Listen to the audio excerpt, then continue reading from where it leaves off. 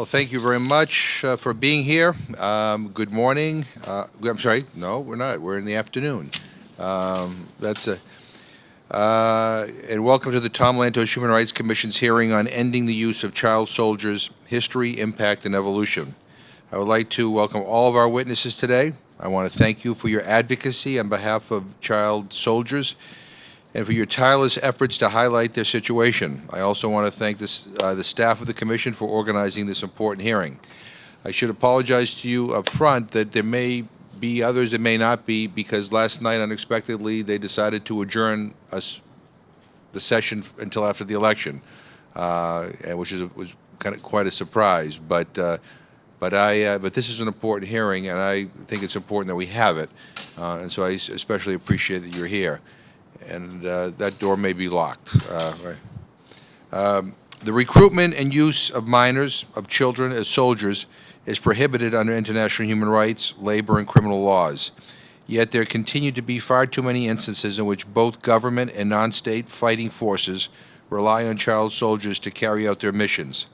The proliferation of various non-state armed actors, such as organized crime, paramilitary groups, insurgent groups, and ethnic or sectarian militias, has deeply exacerbated the problem, especially in regional conflicts where the use of children in conflicts has contributed to blurring the lines between civilian and combatant populations. Armed actors find the use of children attractive because they are seen as easily manipulated, cheap, and expendable. The toll on these vulnerable children is serious and enduring. Children associated with parties to conflict often face long-term physical and psychological trauma. Among the many challenges facing international, regional, and local communities in combating the use of child soldiers is the aftermath, identifying and rehabilitating former child soldiers in an environment of strained resources and low awareness of their need for care. Recent debate at the international level, including actions taken by the United States, make this an opportune time to highlight the challenge of child soldiers and to elevate the discussion.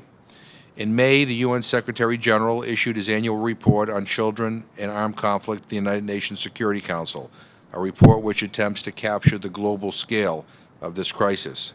The U.S. Department of Treasury identifies and targets individuals connected with the recruitment and use of child soldiers by freezing and blocking their assets and prohibiting all U.S. persons from engaging in financial or commercial transactions with such individuals. The U.S. Department of Labor also incorporates findings related to the exploitation of children as child soldiers in its annual report on the worst forms of child labor.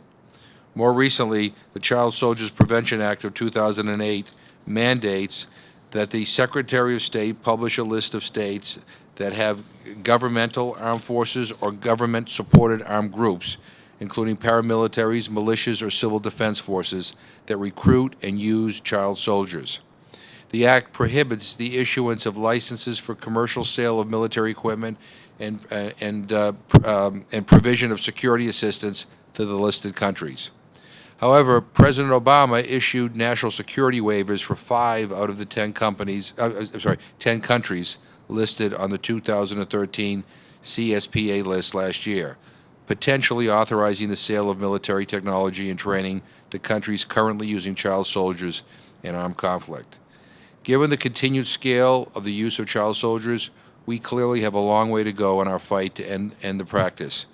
In Colombia and Central America, I have personally seen the impact on children who were forcibly recruited or voluntarily joined armed groups. In the latter case, many of these children had few or no alternatives in their own communities. Their families often couldn't afford clothing or food for the children, and would often surrender them to guerrilla or paramilitary groups because those groups promised to feed them. Others were escaping violent or abusive family situations or neighborhoods. Others were seduced by the power and perceived glamour of an adult soldier looking for young recruits. But all were exploited and too young to know the consequences of the choice that they were making. In addition, from Sierra Leone to the LRA, I have met many young men and women who were forcibly recruited by violent armed actors and whose emotional and psychological suffering continues years after they've escaped or were demobilized. I also think a great deal about the young men and women I met in Colombia and El Salvador who were forced to join violent criminal organizations or gangs because refusal was not an option. Those who do not join the gangs must either flee their communities or face certain death, along with not just for them, but for every member of their family potentially. I've been inspired by their courage, by the many community-based NGOs who work to empower and protect these young people, and by the programs they offer to create safe spaces and alternatives to a world dominated by gang life. I just should say, by way of an aside, I went down to the border, the Mexico-Texas border, after we had adjourned in July to visit some of these children who were coming to our border, and many of their stories were about them escaping the violence of gangs and other criminal armed groups in their home countries. I look forward to hearing today about lessons learned from ongoing efforts to curb the use of child soldiers and what more can be done to stop violations from happening. It is also my hope that our witnesses will help to identify gaps in our foreign policy to ensure that the United States is a leader in ending the recruitment and use of child soldiers. With honest reflection on the scope of the problem at hand and an understanding of concrete ways to improve our engagement, today's discussion can put us on a path to making sure children no longer face firsthand the horrors of war. With that, I turn the testimony now to the witnesses, and I would like to formally submit the written testimonies of all the witnesses, as well as the reports provided by their supporting organizations, into the hearing of the record. And so let me just get my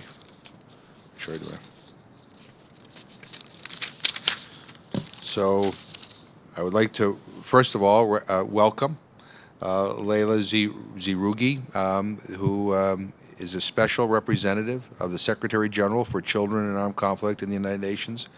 I admire your work and your passion on this issue, and I would like to now turn this over to you for your testimony, and we look forward to hearing it. Welcome. Thank you very much. Thank you for the invitation. Thank you for making this possible. I would like to, ladies and gentlemen, Congressman McGovern, let me start by expressing my sincere appreciation to you and to both the co-chair of the Lantos Human Rights Commission for their interest in the issue of child recruitment and use, and for making this hearing possible. I would like to thank the government of the United States for its continued support to my mandate. Your country continues to be a strong ally in our efforts to protect children from conflict. Earlier this month, Samantha Power, your ambassador at the United Nations, demonstrated once again her commitment to children by hosting the presentation of the annual report of the Secretary General on Children and Armed Conflict in an open debate in the Security Council, at the Security Council.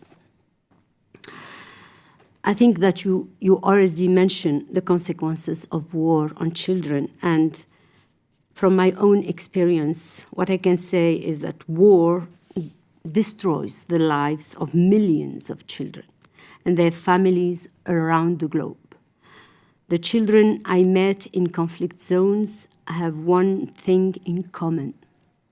They spend years, if not their entire lives, recovering from the trauma of war. Their wounds are physical, psychological, emotional, and social. My mandate was created by the General Assembly following the publication in 1996 of the report by Graça Machel on the impact of armed conflict on children. Her report provided the world with a comprehensive picture of child soldiers, highlighted the disproportionate impact of war on children, and identified them as primary victims of armed conflict. Since 1999, the systematic engagement of the Security Council has placed the protection of children affected by armed conflict at the heart of its international peace and security agenda. The Security Council has given us strong tools, strong framework, but also tools to address the issue of violations against children. First, the Council identified the 6 grave violations affecting children in time of conflict. These are recruitment and use of children, maiming and killing of children, sexual violence against children, attacks on schools and hospitals, abduction of children, and denial of humanitarian access to children in conflict. The Council then adopted resolutions. These resolutions, first of all, request the UN to gather and verify information detailing where and how children are affected by armed conflict, and to use this information to prepare the annual report of the Secretary General to Security Council. Second, request the UN to name parties to conflict who recruit and use children, kill and maim children, commit rape and sexual violence, but also attack schools and hospitals. The Security Council also requests the UN to engage in dialogue with governments and armed groups to develop action plans with state and non-state parties to conflict to halt and prevent violations against children. Action plans are designated to end violations against children, release and reunify children with their family, but also to put in place mechanisms to prevent future recruitment and use of children or other grave violation and promote accountability. Currently on my agenda, I have 23 situations of conflict, 59 parties to conflict listed, 8 of them are government forces, and 51 are non-state actors. To implement the mandate, my office with the United Nations system, civil society partners, regional and sub-regional organizations, with active support of several countries who try to achieve some results. Unfortunately, we are now facing so many crises. Out of the 23 conflict situations on my mandate, we have at least 6 major crises. In the Middle East, the conflict in Syria, in Iraq, but also in Gaza, have a devastating impact on children. I'm also preoccupied by the situation in Yemen and in Libya, as you know. In Africa, children are hugely affected by conflict in South Sudan, Central African Republic, but also recently Nigeria. There are also serious concerns for the protection of children in protracted conflict in Afghanistan, Somalia, Sudan, Democratic Republic of Congo, and even in Mali. Despite improvement, the situation still remains volatile. In all of these conflicts, children are paying a very high price. They are recruited by government forces and non-state armed groups, killed or maimed as combatant or caught in the crossfire, abducted from their homes, and subjected to sexual violence. Their schools and hospitals are under attack, and they are too often deprived of humanitarian access. I can address each of the conflict situation on my agenda in the Q&A portion of this hearing. But I would like also to give some hope and talk about progress that we are trying to achieve. 6 months ago, in collaboration with UNICEF, we launched what is now known as the global campaign called Children, Not Soldiers. The campaign aims at galvanizing support to end and prevent the recruitment and use of children by national security forces in situation of conflict by the end of 2016. At the time of the launch, 8 national forces were listed for the recruitment and use of children in the annual report of the Secretary General on Children Armed Conflict. They are Afghanistan, Chad, Democratic Republic of Congo, Myanmar, South Sudan, Somalia, Sudan, and Yemen. 7 of these countries have signed an action plan with the United Nations. The action plans identify necessary steps they need to make their security forces child-free. Key activities include the criminalization of recruitment of children, the age verification of soldiers, and the release of children and reintegration. The age verification is important because in many of these settings, you don't have a birth registration. So you need to know the age.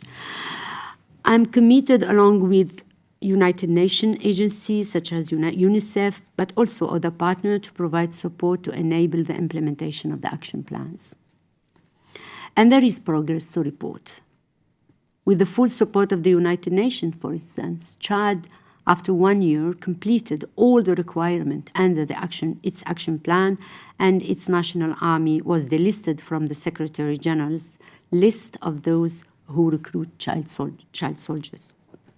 The government of Afghanistan endorsed the roadmap recently to accelerate the implementation of its action plan. Myanmar will be moving forward on its action plan and is scheduled to release additional children in the coming days. Somalia has put in place mechanisms for the handover to the United Nations of children found in the rank of its army and establish a child protection unit in the Somali armed forces.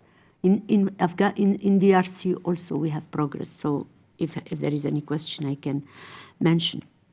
While the progress I highlighted is encouraging, there is still a lot of work to do to achieve our objective. Support by both financial and technical is essential. We also need to be prepared to address setbacks.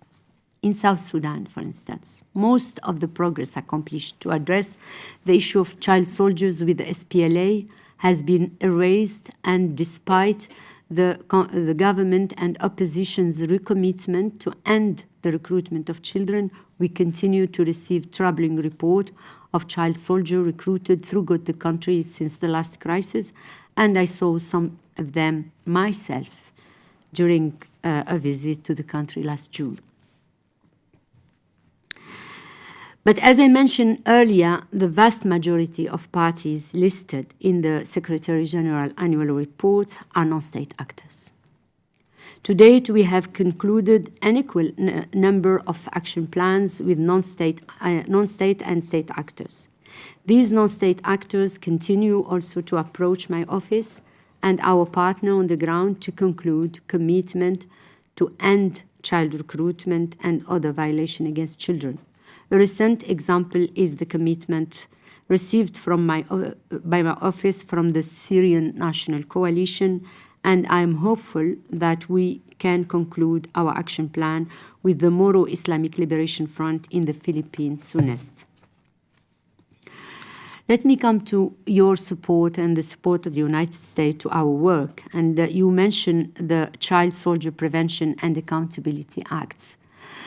The U.S. Child Soldier Prevention and Accountability Acts are of great importance, and we consider them as a model on how accountability by violations against children, for violation against children, can lead to genuine positive change for children. Though an action plan is a contract between a listed armed party and the United Nations, the concerted pressure exercised by states open those parties is immense value in our advocacy to both bring them to the table and to see appropriate action taken. The United States has done this both through listing parties in its CSPA mandated reporting and in the advocacy undertaken and support given to concerned state to come into compliance, and you mentioned that. I would hope to see similar results under the Child Soldier Accountability.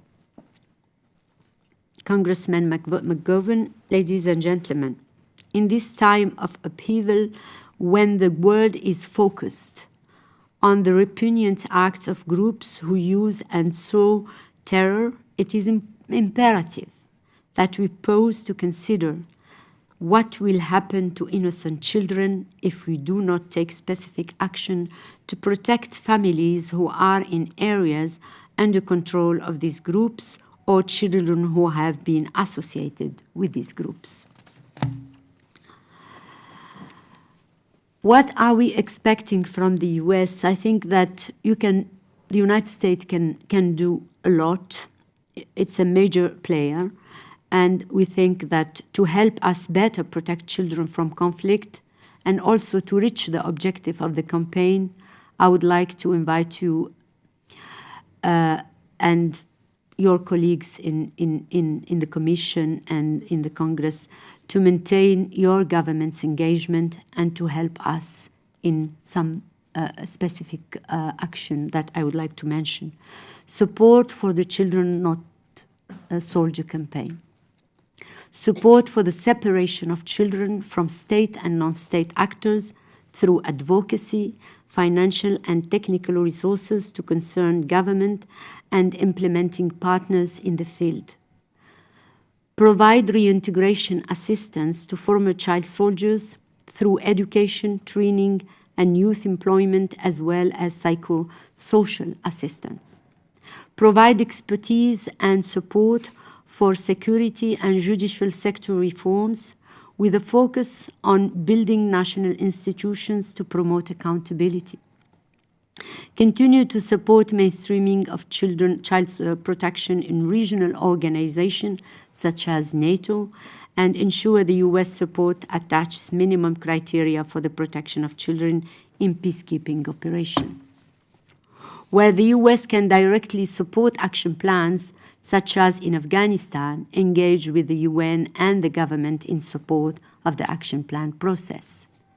When possible, pressure non-state actors to end grave violations against children. In the multiple crises we face today, we often forget that children are the majority of the population, and they are the future generation. They cannot wait any longer for the protection we have promised. So thank you again for this opportunity. Well, thank you, Mr. Rugi, for your testimony, and I appreciate, again, all the work that you are doing and what the United Nations is doing. You mentioned some of the things that you want the U.S. to be helpful with. I think if I talk to some of our officials, they would tell you that they support reintegration, they support all this stuff. I guess what I'd like to get more specifics about is what more can the United States do? I mean, even though this is technically not a legislative committee, a lot of the legislation that those on the committee introduce is as a result of hearings like this. It would be helpful to know specifically, even in terms of dollar amounts, and I don't expect you to give that to me today, but how we can help more and be more effective in supporting your mandate. Thank you very much. I think that we have, for example, if you talk about the campaign, we have 7 countries that are concerned by at least those who signed an action plan. We have 6 remaining. If we see these 6, we have many. The majority of them, the relationship between the United States and this government is very strong. South Sudan, Yemen, DR Congo, Somalia, Afghanistan, Myanmar. These are countries that the government of the United States have a leverage. And I would say some of action plans were signed thanks to the support. When, for example, I was in DR Congo, and I know that the signing of the action plan in 2012 was also because the threat to stop the assistance provided to the FRDC, the Minister of Defense and the military. So I think this is an area where a government of the United States have influence, have programs, and have a presence that can use the leverage to help us to move forward on certain issues that are not considered as a priority for the government concerned. And we saw it, for example, in Somalia, to put in place. We have a action plan signed in 2012, but the tools were put in place just this year. And we use the leverage of our government partner, including UK and US, to move forward. So this is something that I think can help. Second, you have programs. And you have, for example, USAID. Working in countries that are concerned by this issue. Either they are listed or they have an action plan.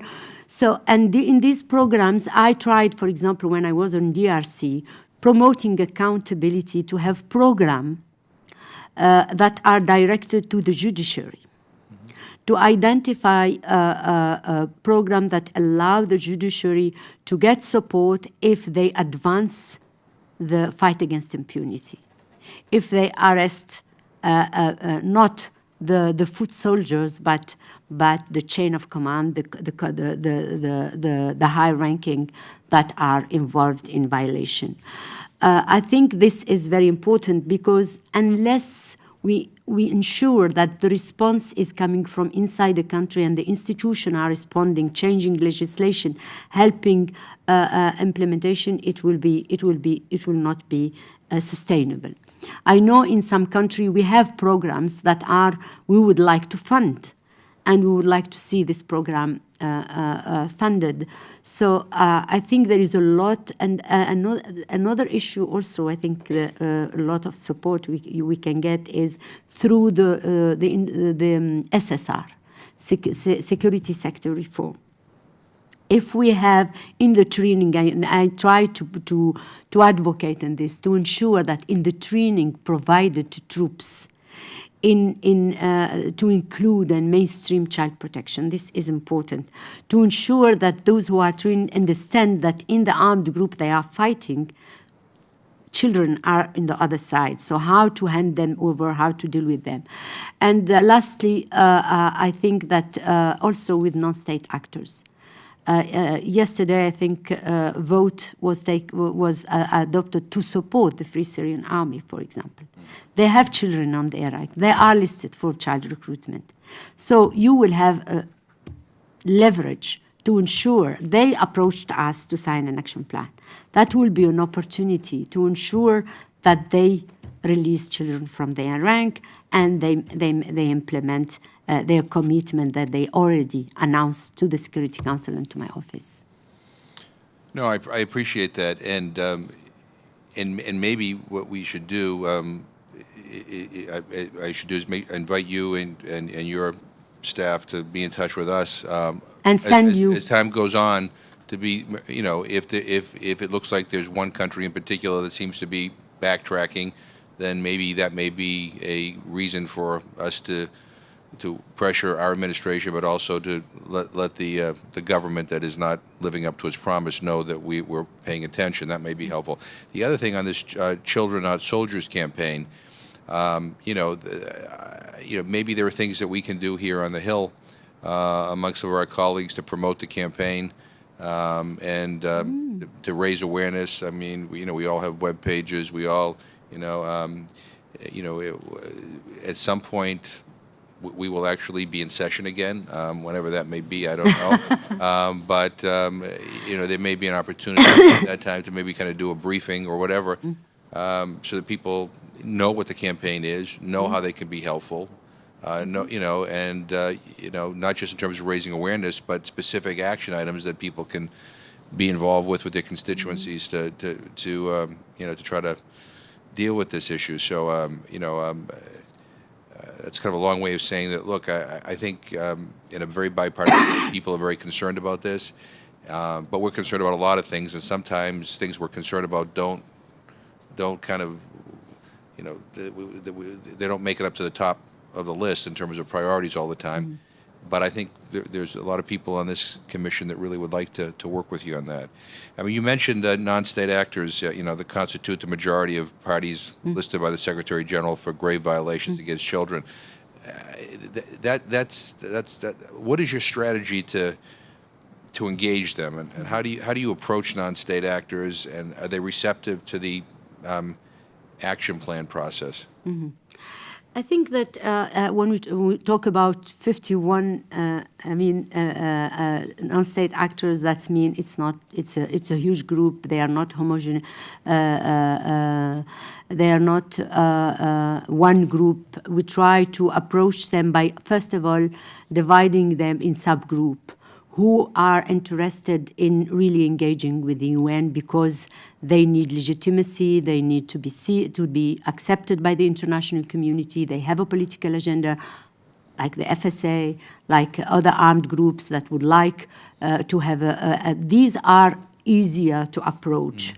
Because we can also we can ourselves approach them. We can approach them through those who have an influence on them. We can approach them through a partner on the ground.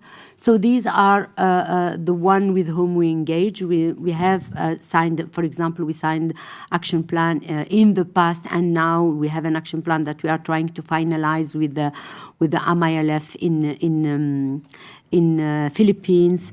We are working, as I said, with the FSA. We are trying to engage with the MNLA in northern Mali. We are working also to engage with them because you have a political process. You have armed groups that are recognized by either part of the international community or even by their own government, and there is an opportunity to work with them.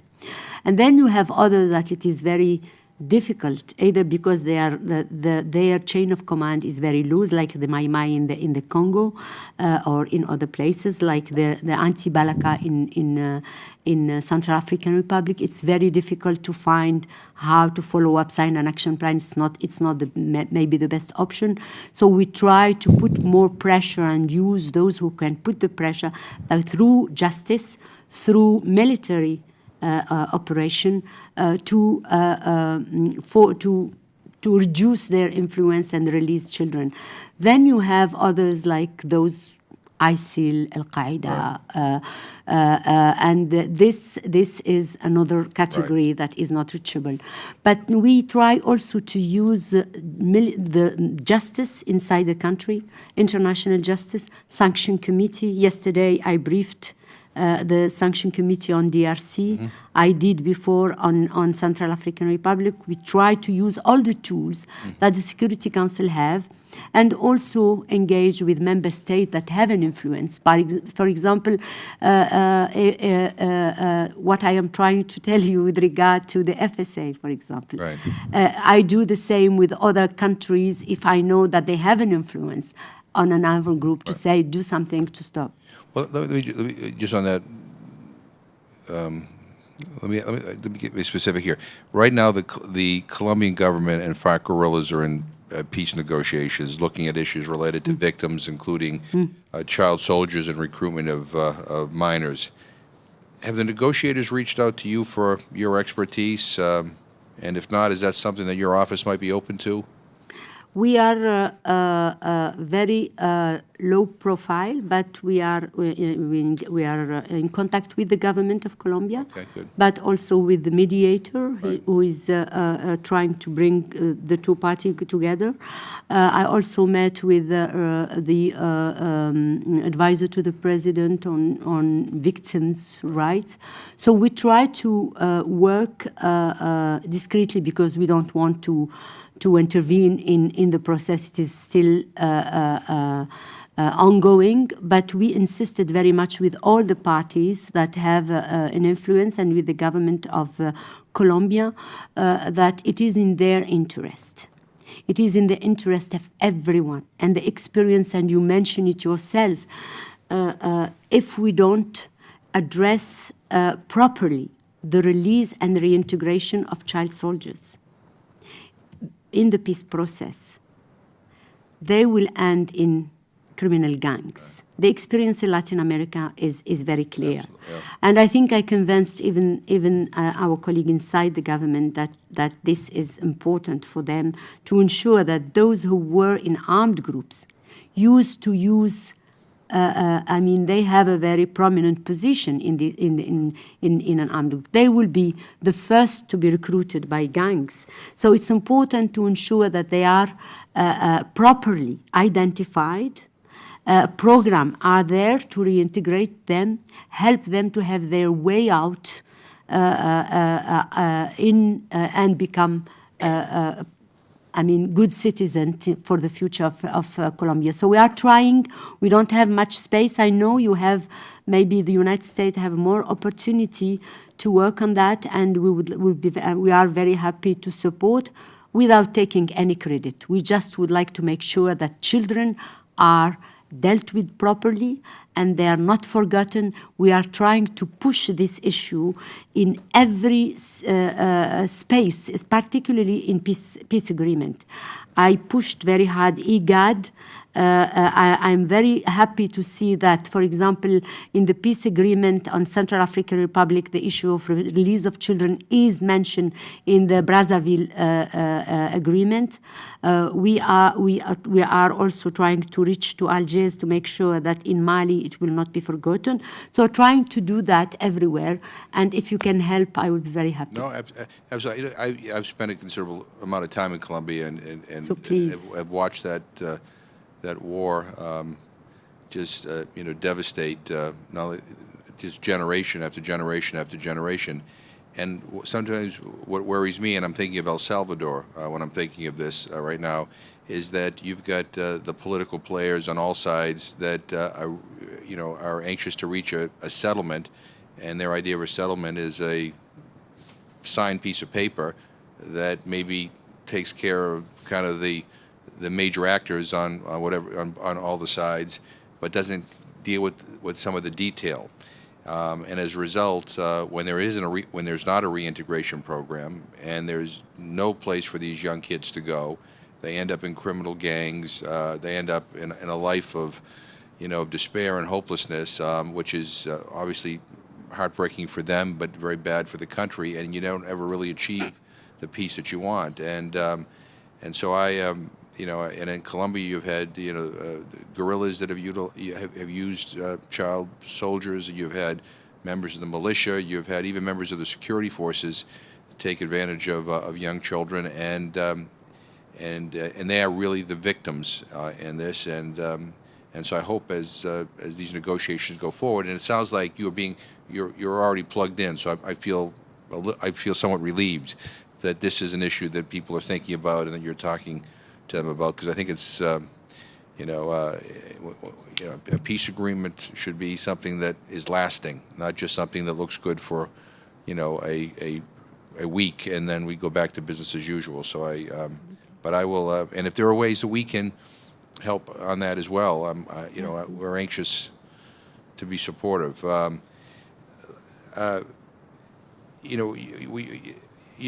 were talking about Syria before.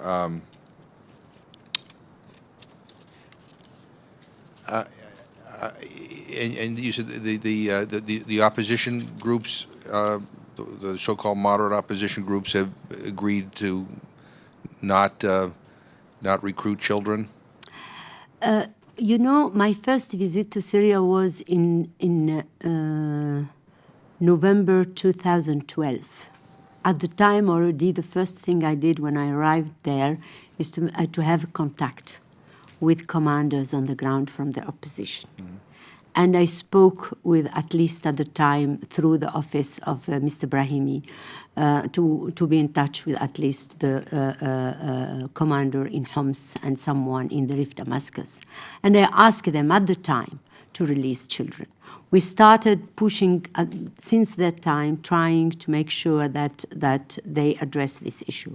I think it was difficult for them, for the opposition outside, the representative of the FSA right. outside, within all what is happening in Syria, to take a very strong position with regard to the way things are going on the ground on this issue. Children were recruited. I met so many when I was there. And so there is no doubt about the fact that children in all armed groups are recruited. That's why we listed them. Right. We listed the FSA affiliated group, but we listed also Ansar Nusra, ISIL, and also Ahrar al-Sham.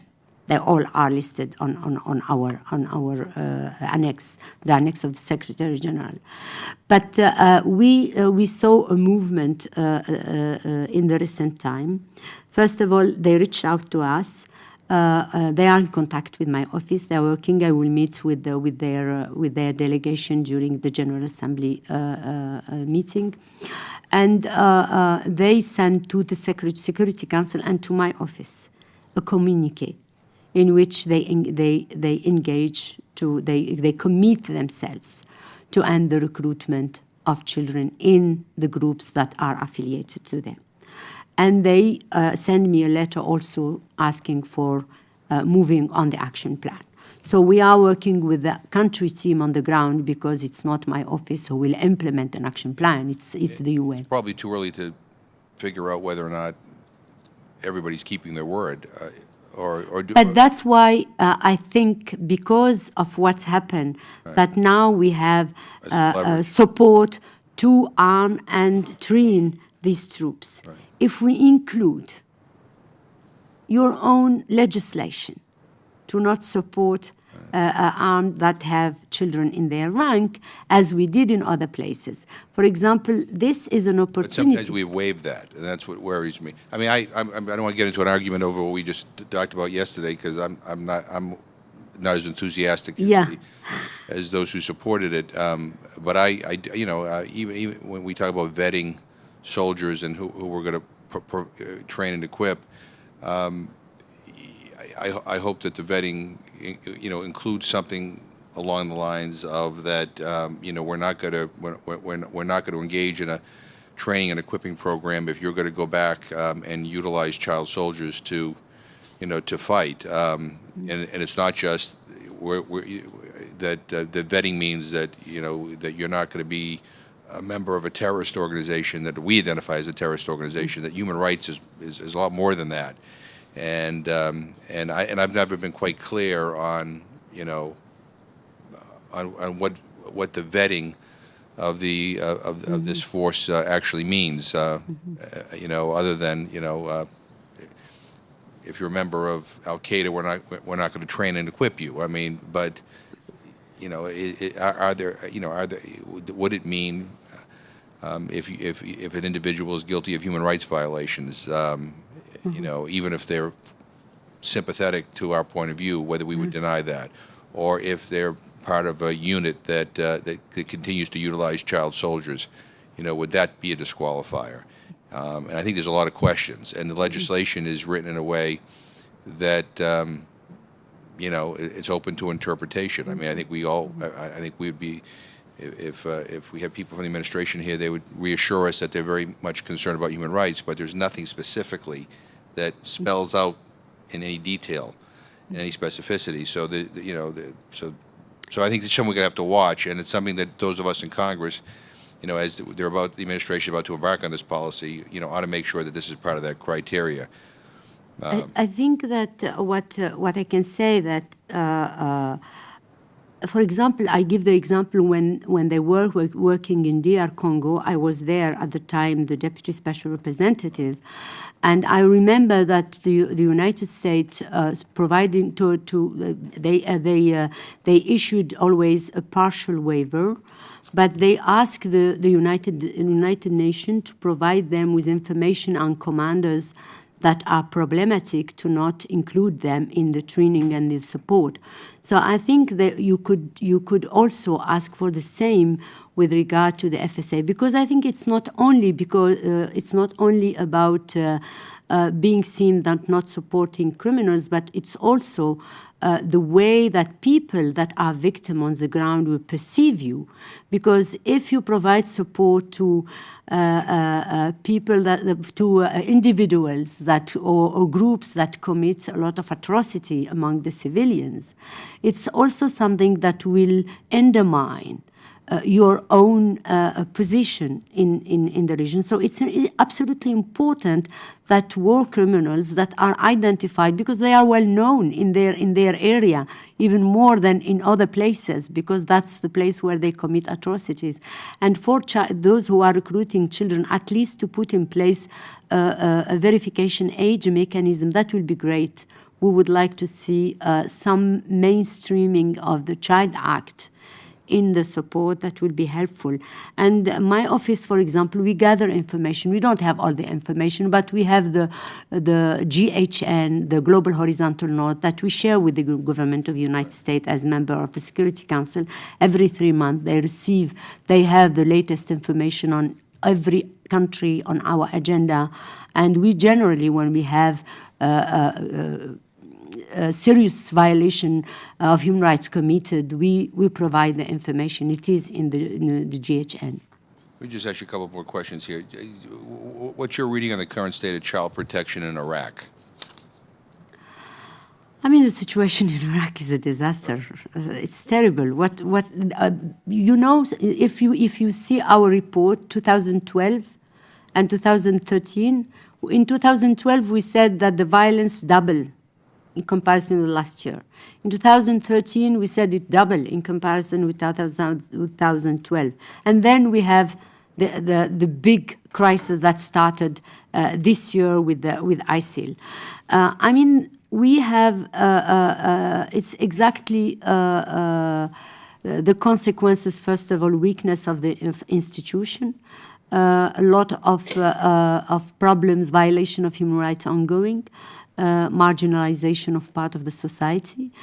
So all this create grievance that open doors to extremists. And I mean, ISIL, before going to Syria, they were in Iraq. They went to Syria and they returned to Iraq. And now the major challenge that we have, that they are in control of large portion of Syria and Iraq, and population are under their control. And as I said at the beginning, in all these contexts, these are young population. That means that in the Arab world, 49% of the population is under 18. And in some area, they are even more. So, of course, children are caught in this. They are recruited, they are killed, we saw image of barbarity that we cannot imagine. I mean, I saw children sitting in front of execution, beheading of people. So children all the violations are committed against children. And the worst, and sometimes we forget, girls. Right. Girls are paying a very high price. They are not anymore going to schools. Their early marriage come back. They are also, when we talk marriage, it's between brackets, because sometimes they are just forced to marry a combatant. And let me finally ask you. In June 2014, as part of the annual Trafficking in Persons report, the U.S. Department of State released the latest list of countries implicated in recruiting and using child soldiers pursuant to the Child Soldiers Protection Act of 2008. In your view, is that list complete? Are there countries that should be on there that are not on there? I think it's the countries that are on our list for recruitment, they are all on. They are on the list. I think I'm not wrong. They are all, because they generally ask for information, and we try to also influence according to what we would like to see. When we see, for example, an opportunity to move forward, we are insisting for South Sudan, for example, today. A lot of children are recruited. I know that last year South Sudan benefited from a waiver. We hope that this year they will not. Really, we hope they will not. Sometimes we encourage the waiver, because if there is a trend to move forward in the right direction. So we say, yes, go ahead. We have, for example, a country that signed an action plan that would like to be supported. With political will is there. We would like to see move on the implementation, provide support. to strengthen the capacity, we sometimes ask the government to issue a waiver, because it will help the strong political will that we already assessed. But when you don't have political will, then you need to put the pressure. And for example, South Sudan, they signed an action plan. Right. They recommitted. But every day I receive reports on a huge number of children recruited, schools occupied, killing and maiming of children alongside of their ethnicity. And this is not acceptable from both sides. Well, maybe that's a message that we can reinforce to the Please. administration and to the government of South Sudan. That, Please, that we yes, are yes. And I'll just close by saying I appreciate all the great work that your office does, and that we are, we want to be regarded as an entity here that wants to support initiatives that help advance the cause of human rights, and in this case, end the recruiting of young children, the exploitation of young children in times of war. So, we hope that you will not hesitate to make some suggestions, and even if it's, we'll say this off the record, even if it's to put a little pressure on our government to do a little bit more, we're happy to work with you. I mean, this is an important issue, and it's not enough just to say it's a problem. We need to make sure that we have policies that we follow through on them, and that we're serious about this. Otherwise, countries that are not in compliance will not comply. So, That's true. but thank you very much for being here. I appreciate it. Thank you very much for giving me this opportunity. I really appreciate, and I'm sure that this will allow us to have more support, and we will continue to be in touch with you, and anything that you think that we can provide, we'll be happy to do, and I'm sure that my team will certainly catch the opportunity. Right, no. We will not. Because I think one of the things that we can do here is be a clearinghouse for other members of Congress, who know a little bit about this issue, but in terms of getting some of the information that your office provides out to more members of Congress, and even thinking of ways, to put pressures on other countries. We'd like to work with you, so we appreciate it very much. Thank you. Thank you very much. Our next panel is going to be Jesse Eves, who is the Senior Policy Director for Child Protection at World Vision. Lisa Dugan, the Director of International Programs at Invisible Children. And Aldo Civico, Assistant Professor of Anthropology at Rutgers University.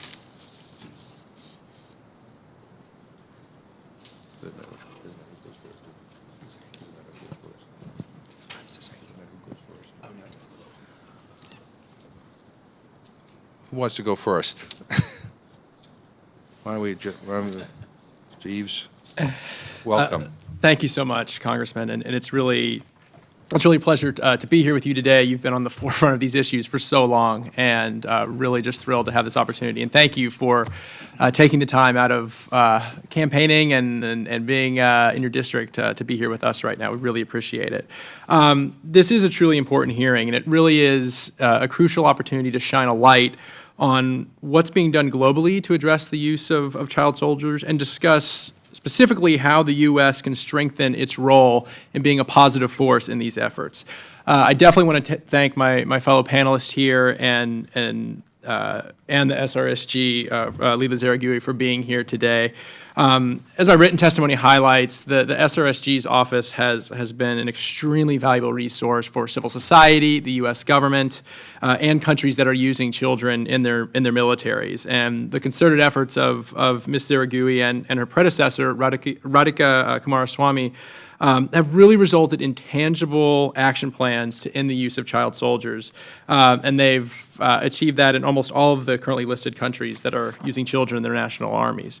So I represent World Vision. A bit about us: we're an international Christian organization that focuses on relief, development, and advocacy. We serve millions of children and their families around the world in about 100 countries. We've got about 45,000 employees, and they're really dedicated towards addressing the root causes of poverty and injustice. And I should have begun by thanking all the people at World Vision too. We're big fans of the work you do. I've actually worked with World Vision on international school feeding programs, and so that I'm well aware of all the work, and Well, so I thank should have you. said thank you in advance, but And we work extensively in conflict zones all around the world and have really seen firsthand the devastating impacts that armed conflict has on children. And prior to coming to D.C., I myself worked with former child soldiers in northern Uganda.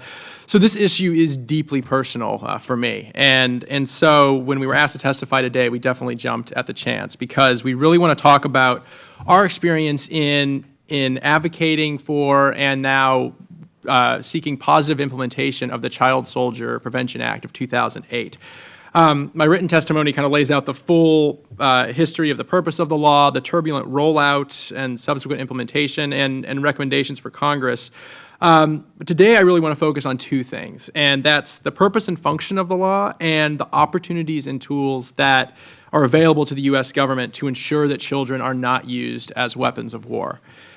So in December 2008, as you're well aware, because you were original co-sponsor and voted for it, Congress unanimously passed the Child Soldier Prevention Act. And if you think about the incredible feat that was, especially in today's current climate, at that time there were 8 countries using children in their national armies, and the U.S. was giving military aid to 7 of those.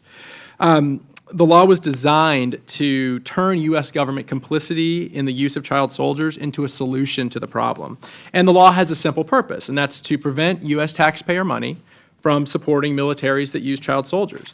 And the CSPA was never intended to be a silver bullet to stop the use of all child soldiers. It really carries no weight with non-state actors and non-state militias around the world. The law states clearly that the focus is on countries that are using children in their national militaries or are supporting militias or paramilitary groups that are using children.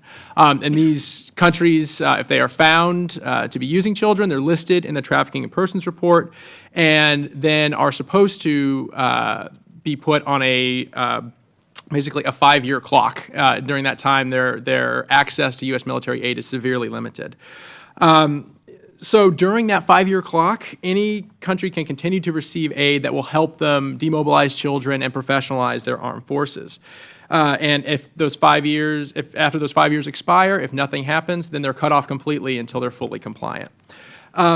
But the interesting thing about the law is that it provided a loophole in which the president can use a national interest waiver, which is fairly common.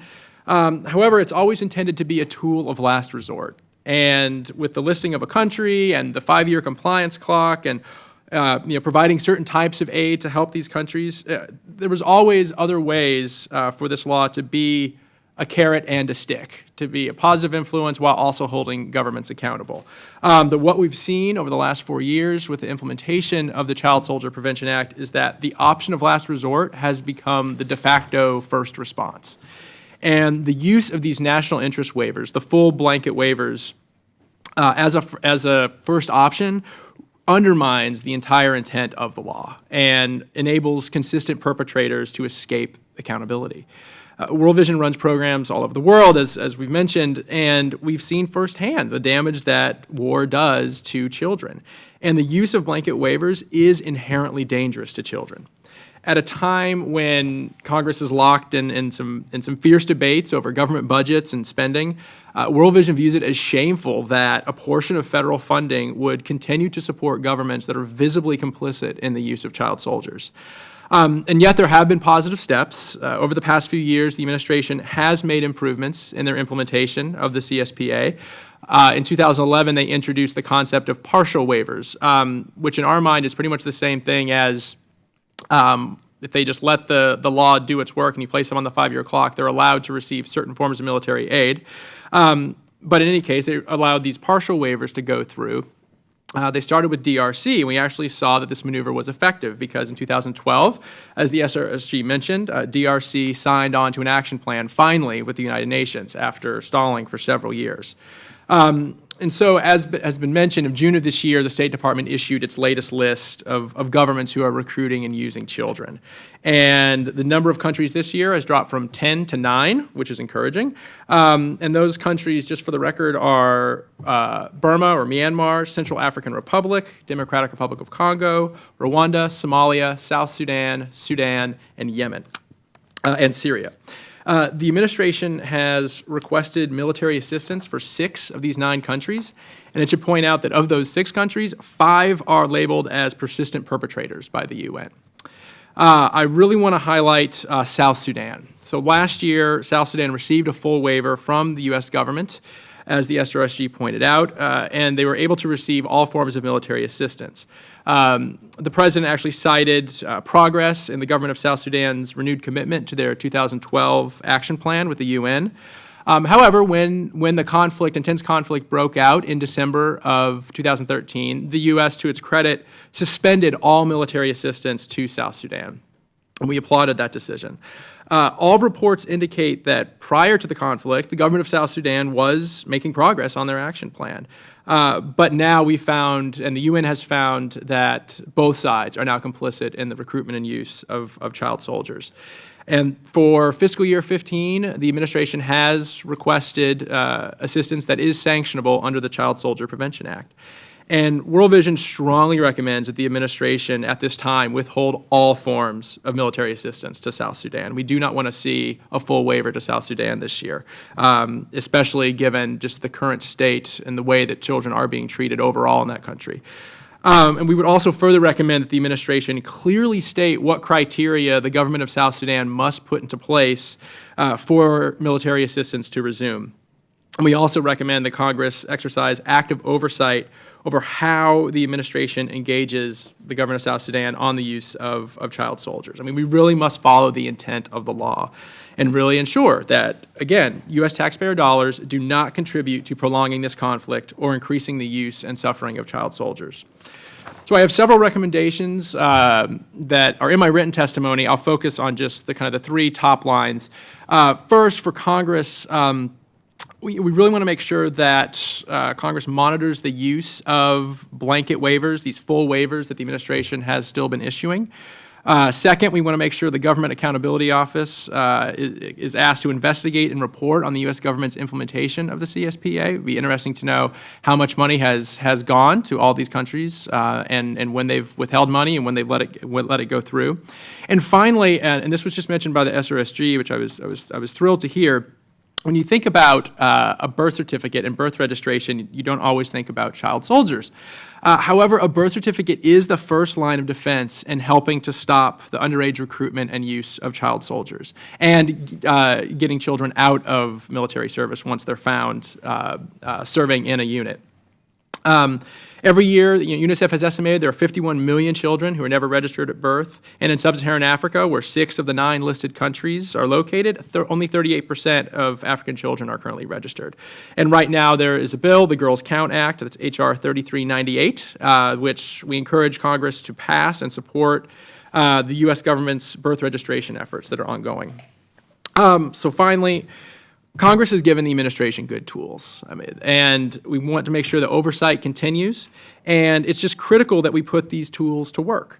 And just, again, thank you for holding this hearing and continuing to shine a light on this issue, and we're really excited to continue to work with your office, with the Commission, and any other committees that are interested in this issue. So I look forward to your questions. Thank you. Thank you, Ms. Dugan. And before you begin, I just want to I want to thank you and all those with invisible children, who, along with with Resolve, have done so much to bring the LRA to the attention of elected officials like me and the public. And you've mobilized so many young people and who have made a real difference in Uganda and the DRC to help provide support to communities and to mobilize child soldiers. And I think, and as I was mentioning before, I think the more people are forced to think about this issue, the more people want to do something. And especially amongst young people all across this country, all across the world, who want to be part of a movement to, make the world a better place. And this is an area where the kids can understand. We had the Coney 2012 campaign.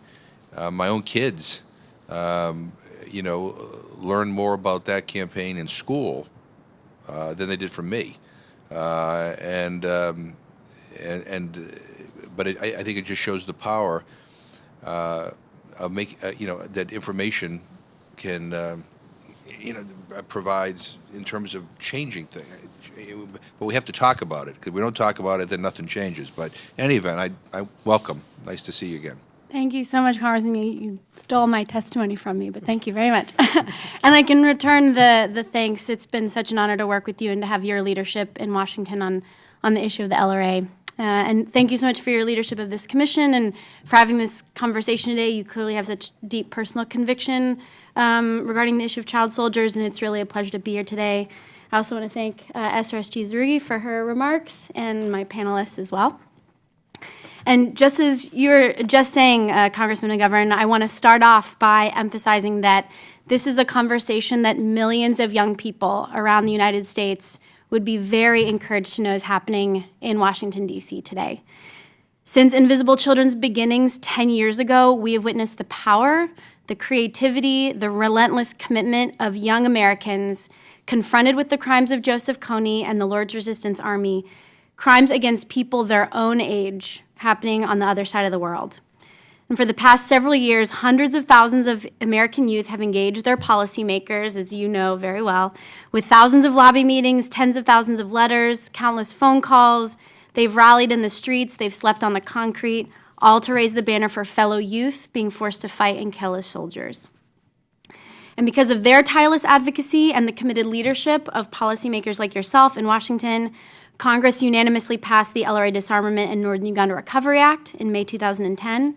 That required President Obama to develop a comprehensive strategy to address the LRA, which he released in November of 2010. And 1 year later, he announced the deployment of 100 U.S. military advisors to assist in regional efforts to address the LRA and help the group's child abductees safely return home. As a result of those efforts over the past 3 years, U.S. involvement has contributed to a significant reduction in abductions and killings by the LRA.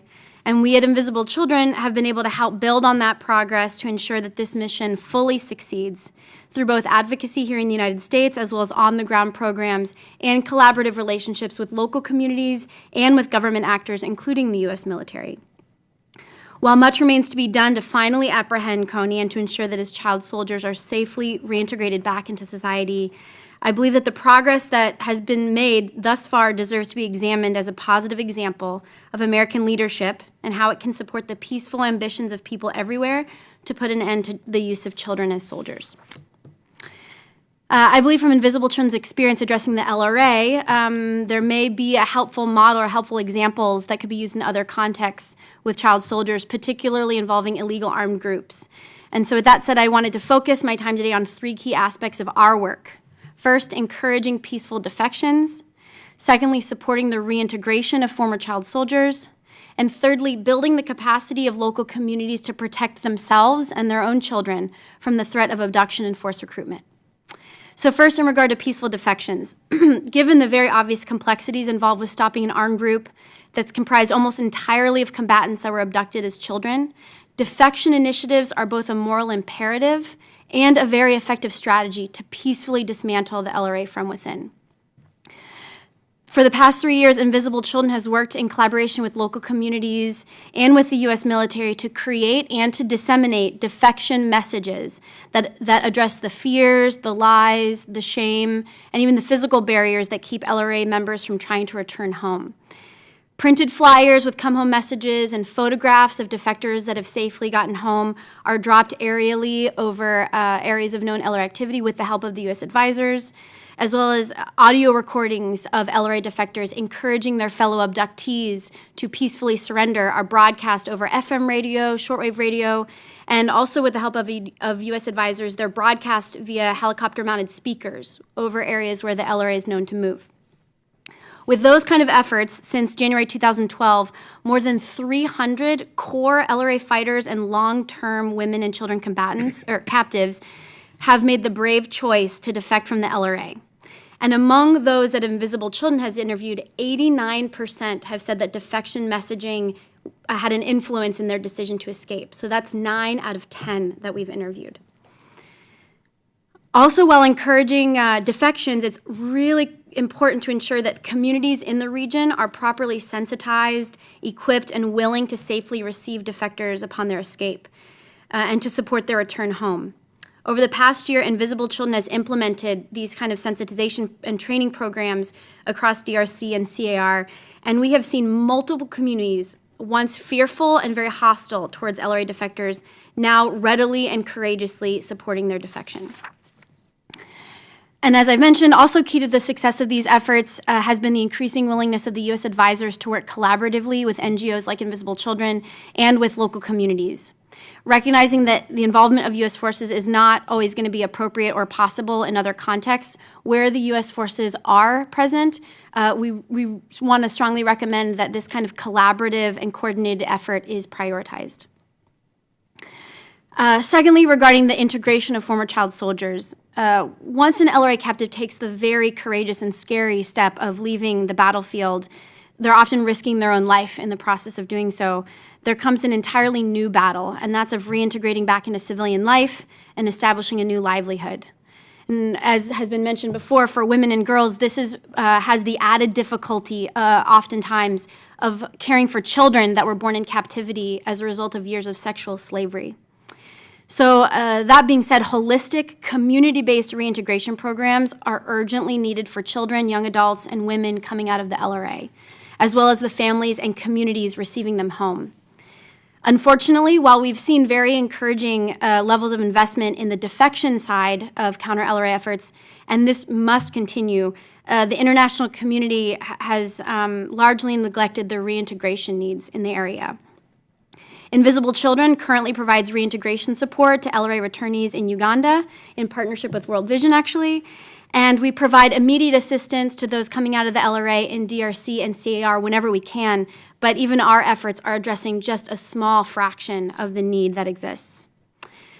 The United States and other donors should increase support for community-based programs providing reintegration support for former LRA combatants and captives in DRC, CAR, South Sudan, and Uganda for the very same reasons that you brought up, Congressman Gummer, that you saw in El Salvador and Colombia as well. And I really do want to emphasize that these funds should be channeled to community-based programs to ensure that the impact of resources truly hit the ground and to ensure that programs are culturally relevant and sustained by the ownership of the local community. Lastly, in regards to equipping communities to protect their own children. While defection efforts and these holistic reintegration programs that I've mentioned are both critical components to addressing the ongoing use of child soldiers, I know that our ultimate desire is to prevent this phenomenon from happening in the first place. And in that regard, we must recognize that abduction and coercion of children by armed groups always arises in communities that are already extremely vulnerable. In the case of the Lord's Resistance Army, Joseph Kony has always targeted marginalized communities. They're far from the centers of government in their respective countries. They're severely lacking in infrastructure and economic opportunities, and thus they're extremely vulnerable to predatory groups like the LRA. This reality was starkly illustrated in the Mukombo massacre in DRC, where the LRA committed a string of attacks over several days, ultimately killing 321 civilians, including a 3-year-old girl who was burned alive by the LRA. They abducted 250 others, including at least 80 children. The massacre took place in such a remote area of DRC, lacking any communication mechanisms, that it allowed the LRA to easily kill scores of children and adults in town after town, and the international community didn't know about it for months. While it is absolutely necessary to keep states accountable to their duty to protect their own citizens from violence, we have found in the context of the LRA and in places like Mukombo specifically that it's also vitally important to equip communities to protect their own children and to build their resilience. One way Invisible Children is addressing this need is through the development of an early warning HF radio network, which enables communities to alert each other as well as security forces in the region of LRA attacks and movements. Through this simple, locally run network, communities that have historically been left completely vulnerable are now central agents in their own protection. Additionally, the daily stream of reliable information about LRA attacks and abductions allows for increased accountability for the national governments that are failing to protect their children. I believe that the lessons learned and successes that I've addressed thus far in addressing the LRA's use of child soldiers can inform U.S. engagement elsewhere. And I want to reiterate the specific recommendations in regards to the counter-LRA efforts for you, Congressman, and your colleagues in Congress. First is to continue to support the efforts of the U.S. advisors and to ensure they have the resources they need to continue these robust, creative, and rapidly deployed defection initiatives. Secondly, I would ask for encouragement of the Department of Defense to continue to find ways for the U.S. advisors to increase their collaboration, their communication, and coordination with local communities and with NGOs in the region. I believe doing so will help ensure that these efforts are effective and sustainable, that they're culturally relevant and relevant to the geographic context, and that they'll be sensitive to the short and long-term impacts on the communities that we are there to serve. And lastly, appropriators should secure funding in the FY15 budget to support reintegration of former child soldiers and others most severely affected by LRA violence, in particular women and children, women and girls, as well as civilian protection and resilience building programs in LRA-affected areas. Before I close, I would like to briefly share the story of one young man whose experience as an LRA child soldier reinforces the needs I've addressed today and provides hope for how Americans inside and outside the government can support communities as they pursue peace and safety for their children. On June 21st, 1998, the LRA abducted a 10-year-old boy named Opondo Pondo from his family in northern Uganda. For the next 15 years, Opondo was forced to kill and abduct other children just like him, and he was brainwashed to believe that escape was impossible, that he would never be accepted back home because he was a killer now. Then, on August 21st, 2013, Opondo found a window of opportunity and the personal courage within to finally escape. Holding a defection flyer and a shortwave radio above his head, he walked out of the bush. And with the help of a brave Congolese community member who escorted him to UN security forces, Opondo peacefully surrendered after 15 years as a soldier and hostage of the LRA. During interviews with Opondo after his defection, he explained that for several months he listened to come home radio messages on FM radio and shortwave radio, as well as messages that the U.S. advisors broadcast over through helicopter-mounted speakers. And the defection flyer that he held above his head had actually been in his pocket for several months as he contemplated escape, tried to muster up courage, and wait for an opportunity to leave. Now Opondo is back at home with his family in Uganda. I have to say we captured the reunion he had with his parents on film, and it is one of the most powerful things you could ever witness. And even while Opondo is struggling through his own reintegration process, which very honestly is incredibly difficult for him, he has volunteered his time together with Invisible Children to speak on a regular radio program, personally encouraging fellow LRA abductees to find the courage to leave and peacefully surrender. I'm happy to say that just this morning in Gulu, Uganda, the community there held a welcome home ceremony for a group of new women and children that were just released from the LRA, dozens of women and children that were released from the LRA just last month. And Opondo asked to serve as the keynote speaker at their ceremony to welcome them home. He shared his personal story of his long journey home, and he welcomed these women and children into a new life of freedom from LRA captivity. And I just wanted to briefly share one line from his speech that he gave just this morning in Gulu. He said, "I want to thank the U.S. President for having committed their army to support counter-LRA efforts, and I want to appeal the U.S. government that this effort should be strengthened further so that those still trapped in captivity may be rescued." My sincere thanks to you, Congressman Gunn, for this time, and thank you so much for this conversation. Thank you very much. I appreciate that very much, and I appreciate your testimony.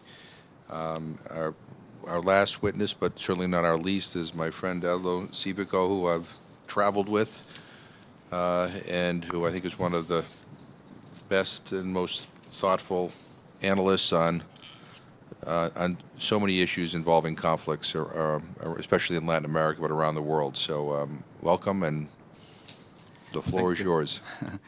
Thank you, Representative Jim McGovern, for having me here, for your words. Thank you for the panelists and also to the committee for holding this hearing on child soldiers and for the opportunity to speak with you today on such an important and sensitive topic.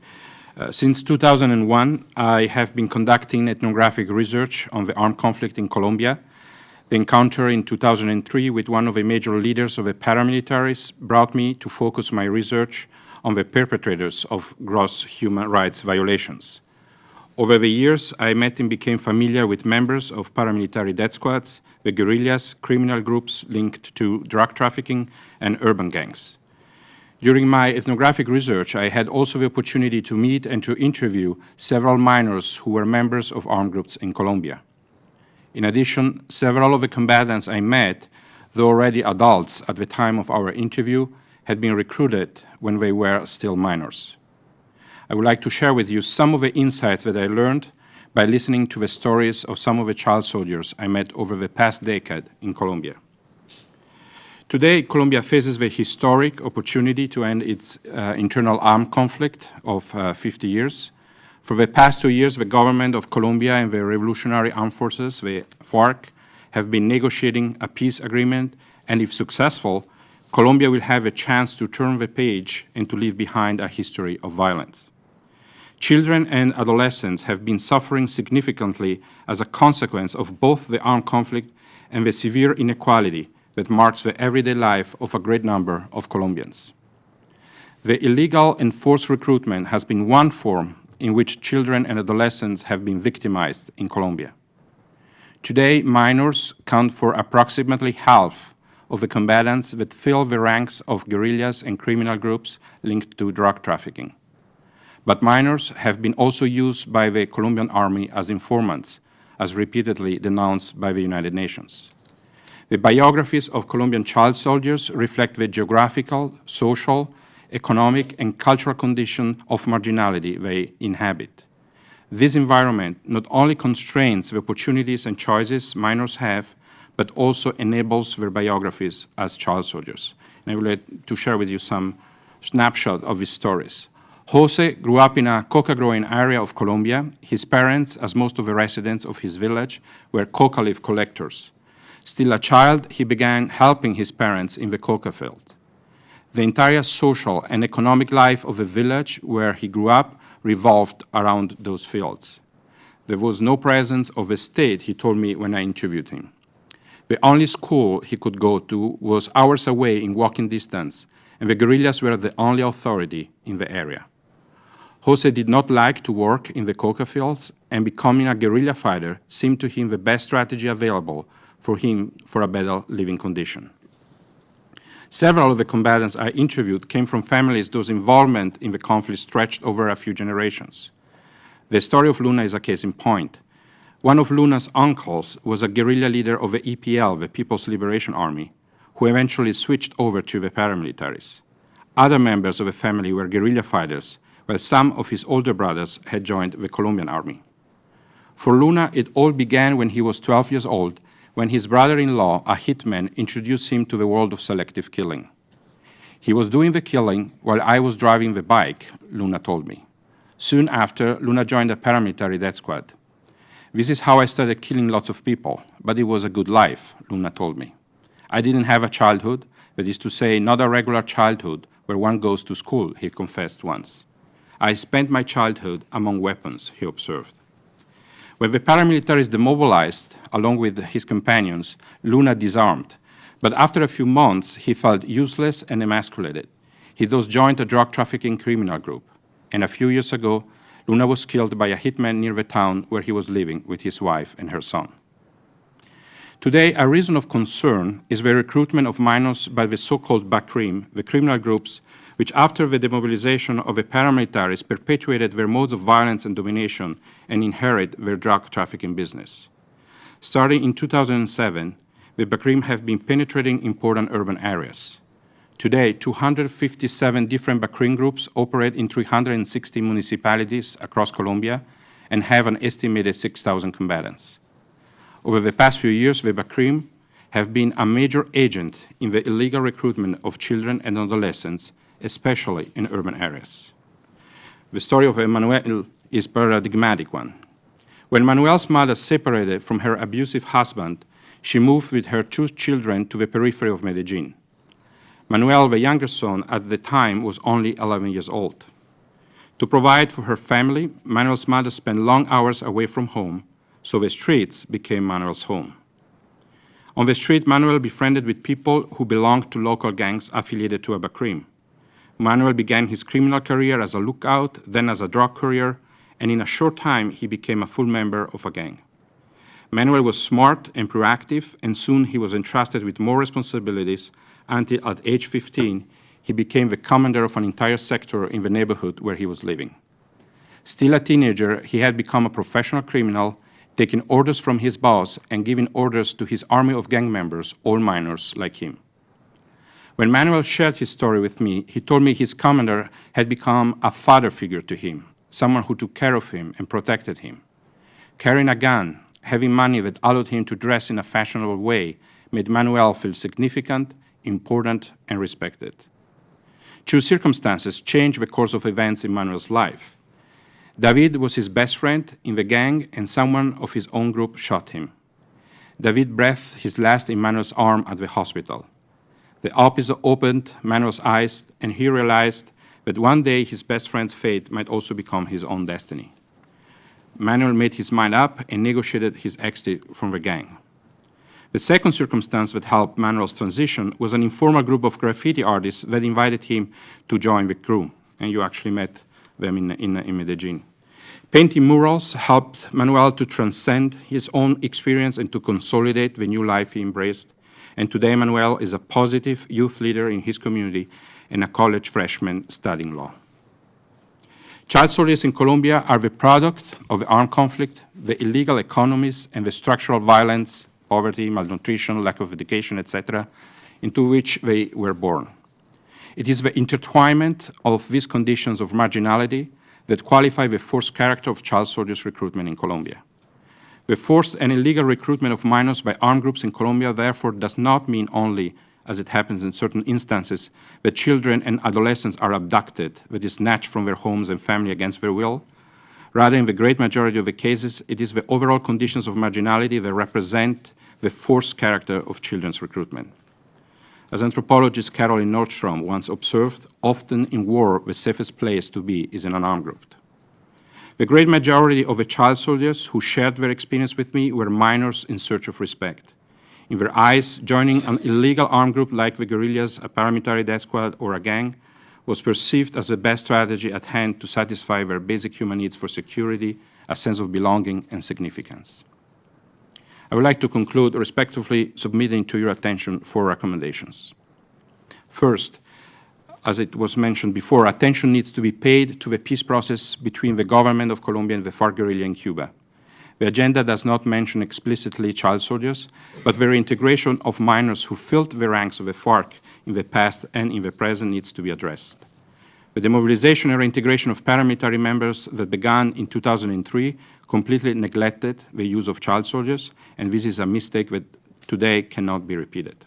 Second, I briefly mentioned that according to the United Nations, the Colombian Army uses minors as informants. I suggest that the United States Congress verifies whether minors are used for intelligence purposes and if child soldiers, when they demobilize, are retained in military bases beyond the 36 hours allowed by Colombian law.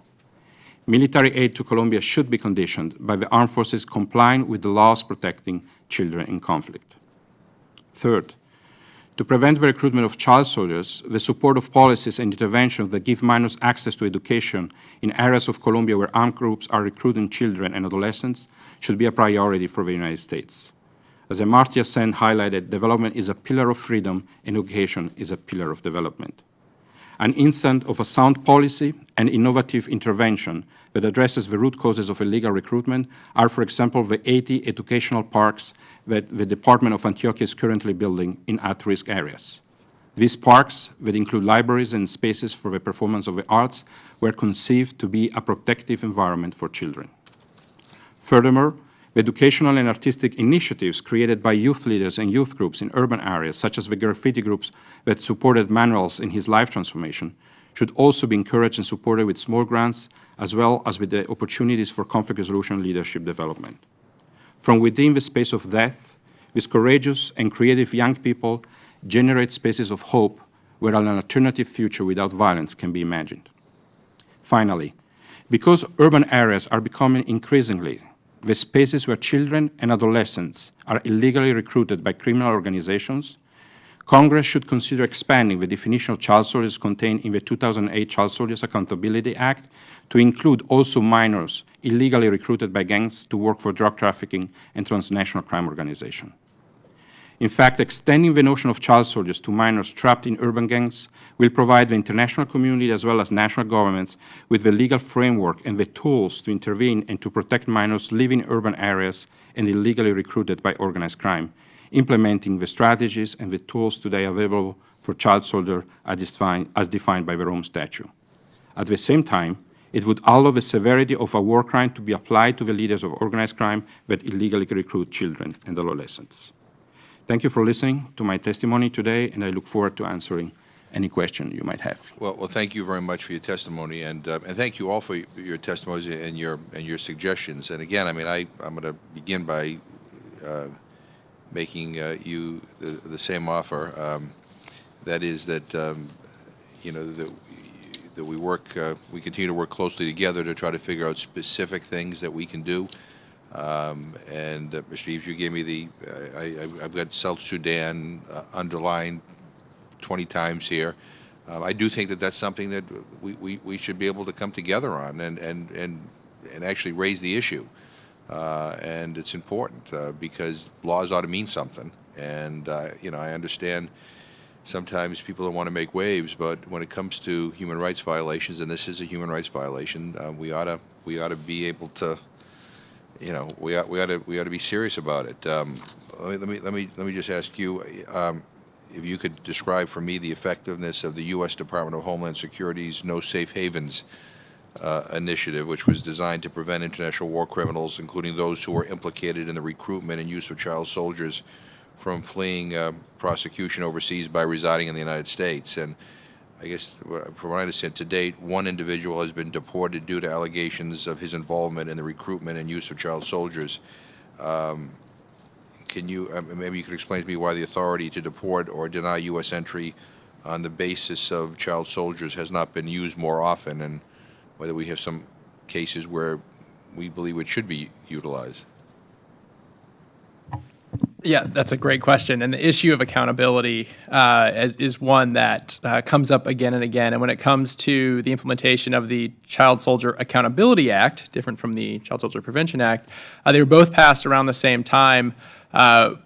We've spent so much effort on the implementation of the Prevention Act that there has not been a lot of effort on implementation from the administration on the Accountability Act. And there has been, I'm not sure the exact number, but there has been very, very, very few arrests. I think right after the law was passed, we saw 1 or 2 arrests, 1 deportation. Since then, it has really fallen off the radar. And so I think that's another, to add to the list of recommendations that Congress can ask the administration is, what is the current status of the implementation of that law? Because it is certainly not talked about outside of maybe a very, very, very small circle within Homeland Security. Yeah, no, I mean, because that, again, strikes me as something that shouldn't be controversial, and that it's something that, again, sends another powerful signal to people who are involved in this around the world who may someday want to come to this country, that you will not find safe haven and peace of mind in this country. And Ms. Dugan, I should say I can't repeat this enough, because people come up to me and say, oh, thank you for holding this hearing, and thank you for doing this, and thank you for doing this on child soldiers. But this issue just didn't come to me naturally. I was lobbied by people in my own congressional district. And I don't know if I think I may have told you this story before, that on the issue of the LRA and Joseph Kony and the child soldiers, I spoke at a high school in Auburn, Massachusetts, which is outside of Worcester, and I was grilled by an entire, I think, senior class about why I wasn't doing more to bring Joseph Kony to justice, why I wasn't doing more to help these child soldiers, why I wasn't doing more to support reintegration efforts, and I was kind of like, where the hell these kids come from?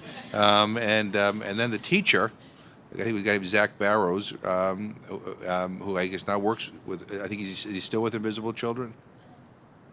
He's actually returned back to teach with high school students, but invested years with Is he invisible back children. in Massachusetts? Is he So back in Harvard? I'm sure he'd love to see you when you're I'll in be getting district. an invitation. I point that out because on all these issues, this is why, I said before about this, the Children Not Soldiers campaign. Why I think these campaigns are really important for members of Congress is because I think it informs us and sometimes it shames us to do something. I mean, as a result of that meeting, we introduced legislation, we've had briefings, we've on and on and on, but it is those young people who really could identify with this particular human rights issue probably better than I can as an older person, but because they understood that there were kids younger than them, kids who were in junior high school and even younger, who are walking around with guns, who are shooting people, who are getting shot at, who are risking, whose lives are in jeopardy every single day, and I think people realize how awful that must be, and so. Again, I think to the extent that you can work with, all of you can work with this commission to try to help us kind of amplify some of these messages, some of these campaigns, and some of these initiatives, whether it's, to lobby the administration to not grant a waiver to South Sudan, or whether it's investing more in reintegration, which I think if you were to put a price tag on the amount of money that needs to be invested in the reintegration programs all over the world, it's quite significant, but it's absolutely essential if people are going to move on. And you talked about the need to invest in resilience in some of these communities in Central Africa due to their capacity to protect their own children from conscription as child soldiers. I mean, I worry about the risk of involuntary participation in these armed groups, especially in regions like that, because again. If there's no hope, if there's no future, if there's nothing, then that's why people join gangs. That's why to try to get out of their situation, and even though it may be getting into a worse situation. So any suggestions on kind of ways for us to better invest in resiliency in some of these regions, would certainly welcome those comments. Absolutely. Thank you so much, Congressman. And I just appreciate the stories you've shared. And I know I had multiple stories of activists that I wanted to talk about, including a 12-year-old girl who had her first lobby meeting with her senator, and she said, "I want to do this because there are other 12-year-olds on the other side of the world." Right. When I speak to kids in 6th grade and in junior high, I tell these stories because young people. Have a voice, and they actually can make a bigger impression on members of Congress sometimes than adults do, so that they have power, and I want more people to use that power, especially on this issue. This is, I've met some of the child soldiers that have returned, from various parts of the world, and it's heartbreaking, I meet with returning veterans from the wars in Afghanistan and Iraq all the time, and the difficulty that adults have in trying to deal with the violence that they have seen and all the horrors that they have seen is, it's overwhelming sometimes. And that's an adult. You think of a young child who sees beheadings or who sees executions. It is really hard to imagine, how they move on with their life and have a productive life. But it's possible, but it takes a lot of attention, a lot of investment. Absolutely. Well, a couple quick points, and hopefully can be very practically helpful in regards to what you're saying. One, I think I just hear the stories from Colombia about a young man who he made the courageous decision to leave, but then he had something to move into, to express himself constructively, and a community of people around him. So I can't emphasize enough that, for the work we're doing in LRA-affected areas, to have increased support from the international community for reintegration programs. And I do bring up the need for, practically speaking, if USAID can be more encouraged in the funding that they do provide to these areas to really shift focus towards investing in community-based efforts. I think that two reasons. One, those programs are going to be more effective because they're run by people that have an intimate knowledge and understanding of the context that these children are in, and also their communities. And how do you support a child and the surrounding community so that you don't encourage further marginalization if that child, is receiving additional support when the rest of their community is also suffering. But practically speaking, a small amount of money can go a long way when you are working with local civil society and communities on the ground that are already doing very effective work, but on an incredibly small scale. So very practically, I think when it comes to kind of the resilience of an area like those affected by the LRA and thinking in a post-LRA environment, if there can be an investment in local initiatives to support the healing and recovery of those coming out of the LRA and the communities that are receiving them back. And then secondly, you were mentioning the risk of voluntary participation in these armed groups. The LRA-affected communities also have a myriad of other armed groups in those same areas. And kind of ironically, in Central African Republic, which I know was brought up, southeastern CAR that's been affected by the LRA was actually kind of protected from the outbreak of violence in the rest of the country because of security forces that were there. But in a post-LRA environment, those security forces leave.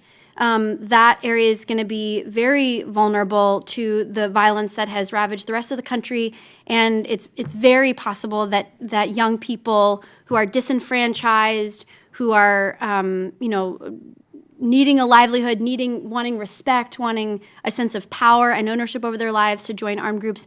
And so investing in infrastructure and economic opportunities is incredibly important. Having economic opportunity is a significant deterrent to joining an armed group. Very specifically for Central African Republic, as simple as one stretch of road. There is a stretch of road that connects a community in CAR to a town in South Sudan. I believe it's about 65 miles. And that road is in such disrepair that it completely cuts off this entire region from markets and from economic opportunity. And if the donor community could even invest in this one road, it could open up markets and provide these communities with kind of access to economy and opportunities for young people so that they don't have to resort to violence or joining an armed group. Yeah, I guess good news is that the USAID has kind of launched this resiliency program, which is all about all that everybody has been talking about. But you mentioned this road. That's sometimes it's that simple.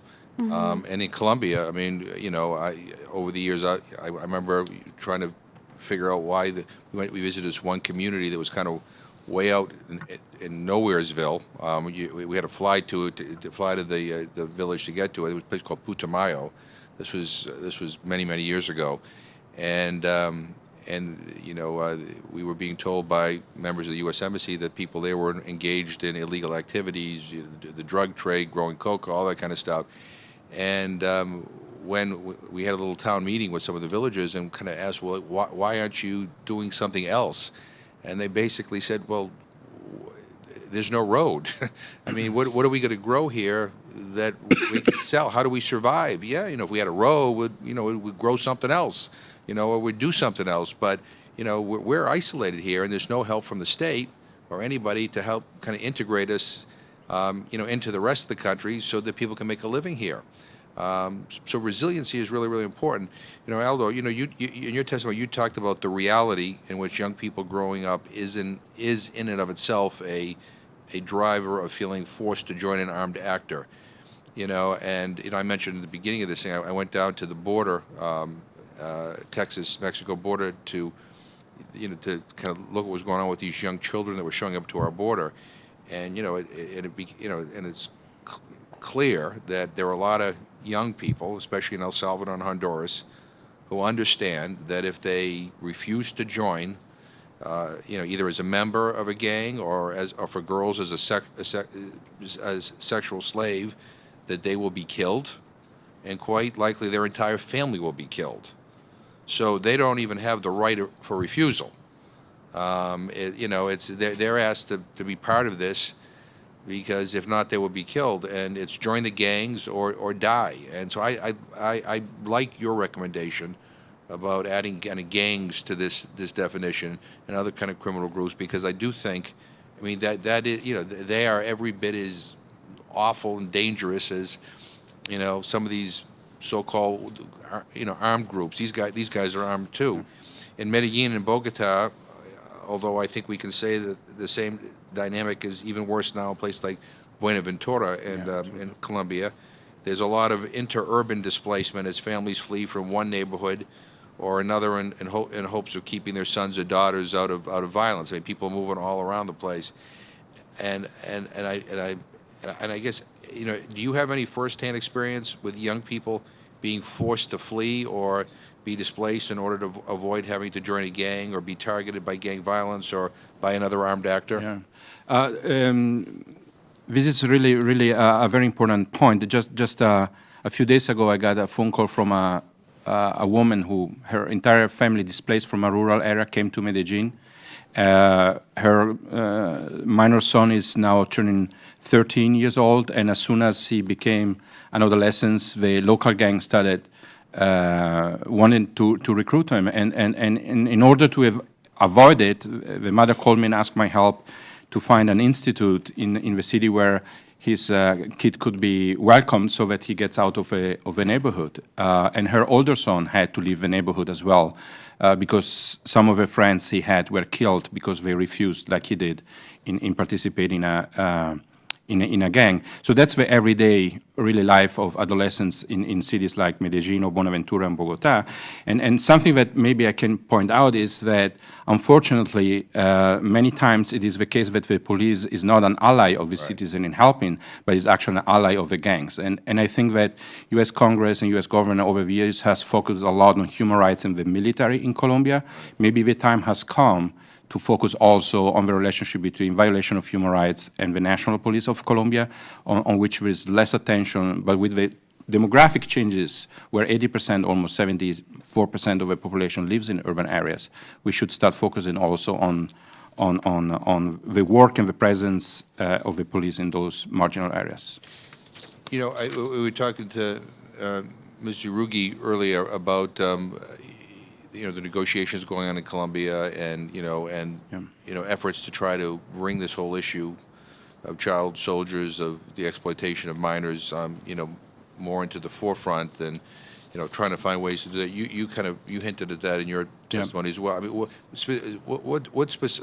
how does one do that? What specifically should we be doing? You know, one specific concrete things that could be suggested is that sometimes, either because they are abducted or because they joined the guerrillas, but once they do, they disappear, right? Families for years and years don't know anything about them. I met a girl who was in the FARC and demobilized, and for 8 years the family didn't know about her whereabouts, and it's a lot of cases like that. I just met the sister of another boy who joined the FARC a few years ago, and the family doesn't know anything about if he died, if he's still alive, where he's fighting.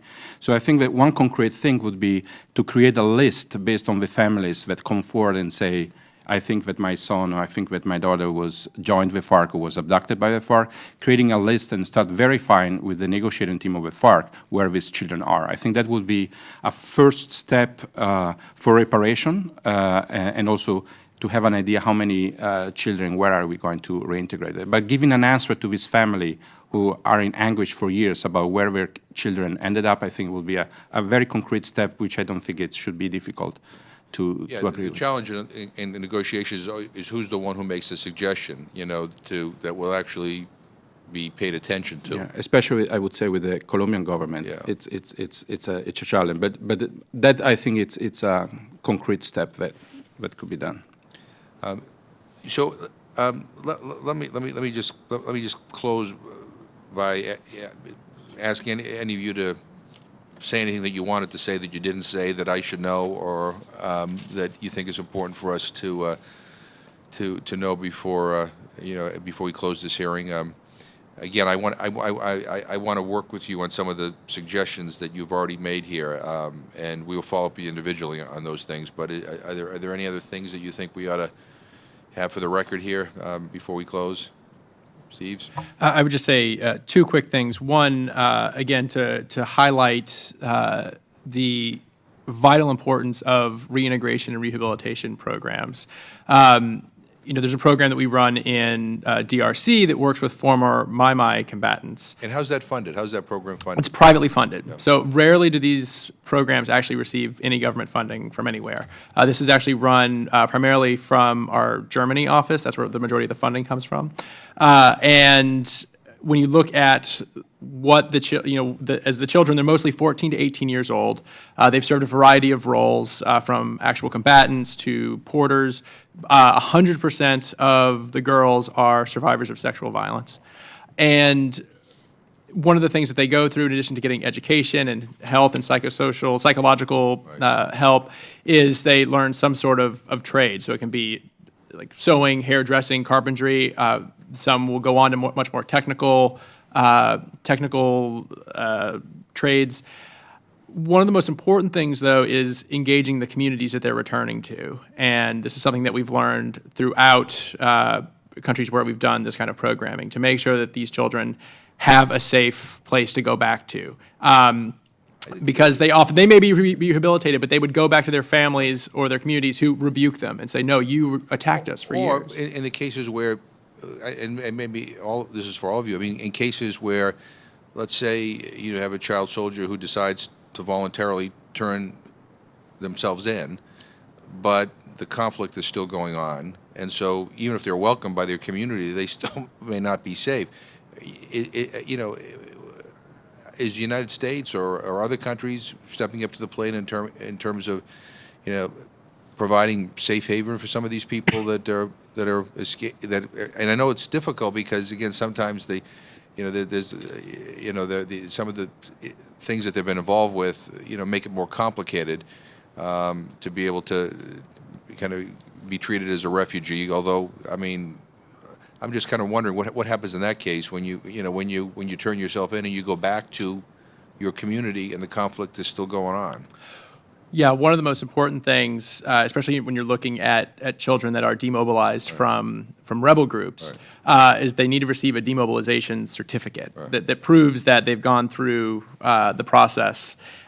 If they don't have that certificate, one thing we found, particularly in DRC, is they'll be harassed by government officials, by the Army, and so we work very hard to make sure they run through they get through our program so they can get that decertification certificate, so that they can actually be in what is essentially an active war zone and not be still considered a rebel or a spy or anything like that. And again, it sometimes takes outside pressure to make that work, and we had to work very hard with the U.S. government to try to get them to exert that kind of pressure, particularly when it came to addressing the issue of child soldiers. I think with the administration, it tended to be early on 1 step forward, 2 steps back, but they've improved, but there's still a long way to go on addressing all of these issues.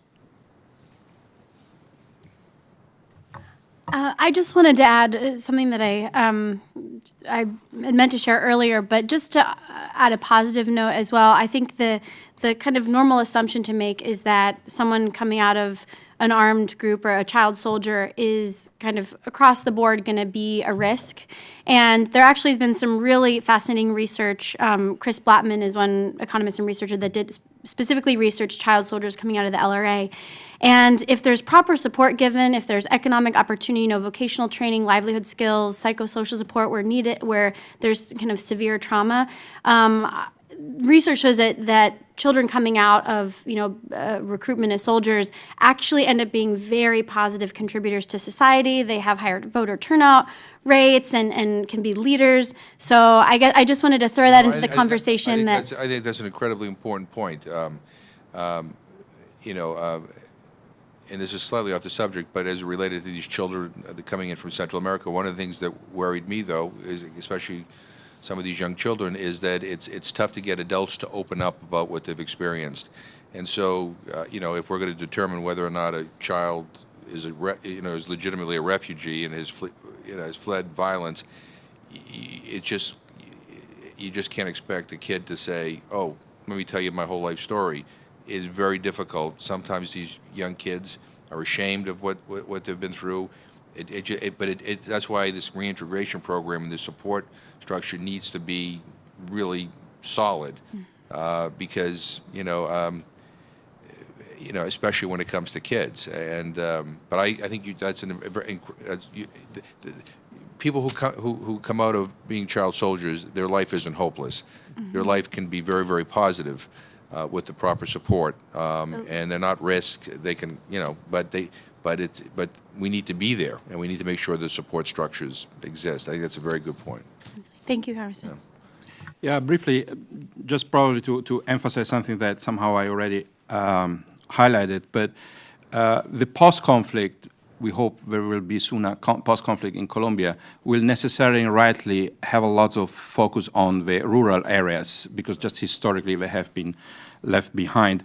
But that should not make us forget the urban areas, which I think are going to be a major security problems in the present is already, and it's going to be increasingly also in the future. So we should also emphasize and pay attention to urban areas and to the recruitment of minors. I've mentioned this to you before. I always make these, and no two countries are alike, but there are lessons we can learn from the past. And in El Salvador, I remember during the war, I naively believed that if you got a peace agreement, that everything would begin to work out.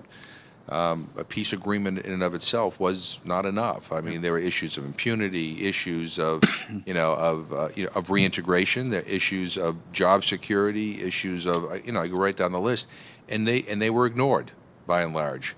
And as a result, you see this proliferation of illegal actors and gangs, and more people being killed in violence each day today than were during the height of the war.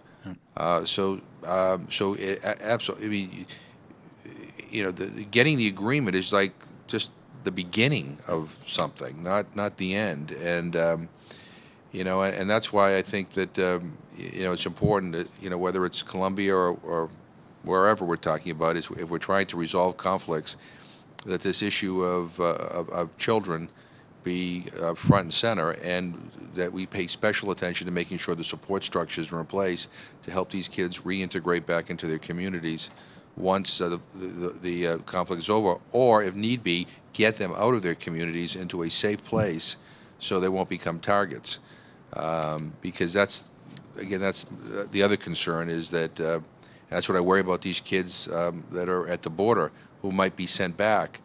If you left your country because you didn't want to join a gang, and all of a sudden you get sent back and you show back up at your home, that gang is still there. Yep. And the difference is that they know you tried to escape, and you may become even a bigger target. So this is very helpful. I am really happy I stayed here today and didn't go back to Massachusetts, because this is very, very important. And you give me a lot of good ideas, and I look forward to working with you in the weeks and months ahead, and thank you so much.